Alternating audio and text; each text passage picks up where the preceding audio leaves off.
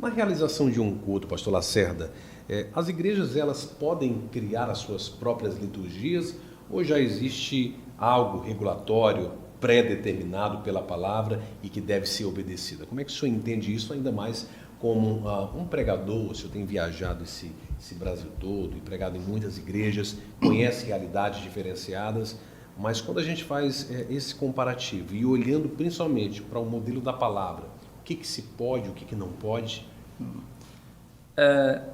Eu já tenho viajado bastante, como você disse, e a gente acaba se deparando diante de muitas circunstâncias, né?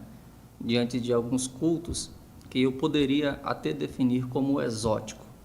Só a título de conhecimento aqui, dar um exemplo. Uma vez eu fui pregar na cidade de Belém do Pará, mas especialmente ali a Ananindeua, o nome da igreja que eu quero preservar, mas adentrei, era o convidado, o pregador, e para se subir ao altar e ministrar a palavra, eu tinha que tirar o sapato dos pés.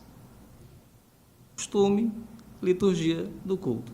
Eu, como visitante, eu jamais poderia questionar e deixar a igreja ou o pastor lá numa situação desconfortável. Mas eu percebo que existem alguns exageros. Agora, quando nós vamos para a Bíblia Sagrada e a definição do que é culto, que é necessário que a gente entenda realmente o que é culto para depois entrar nessa questão da sua liturgia, dos rumos, como deve ser a sua cerimônia. Devemos entender que culto, acima de tudo, ele acontece em mim, né? Se você olhar para o culto veterotestamentário, acerca dos animais, dos sacrifícios que eram oferecidos no altar, aquele modelo de culto não serve para um cristão. Hoje, eu sou o sacrifício. Romanos 12, 2. Nós somos o sacrifício diário. Eu devo ofertar o meu corpo como sacrifício vivo diante do Senhor, através das minhas obras, através do meu comportamento. No sentido mais estrito da palavra, culto é isso. É a minha adoração particular, o meu jeito de me comportar, a minha vivência na prática, como esposo, como trabalhador, adorando a Deus através das minhas obras e manifestando o Senhor através do meu comportamento.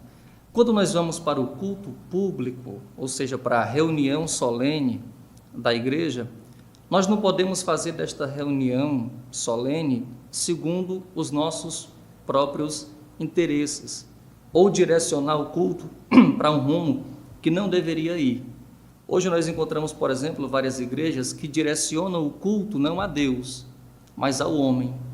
É o culto pragmático.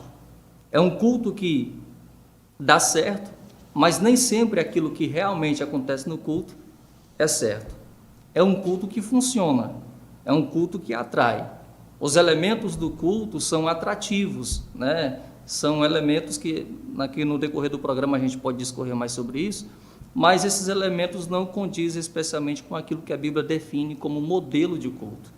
E quando nós lemos as Sagradas Escrituras, Atos dos Apóstolos, capítulo 2, versículo 42, nós encontramos ali como a igreja praticava o culto. Era perseverança na doutrina, ou seja, um culto que tinha exposição da palavra, que tinha comunhão, que tinha oração, o partir do pão, em referência à ceia.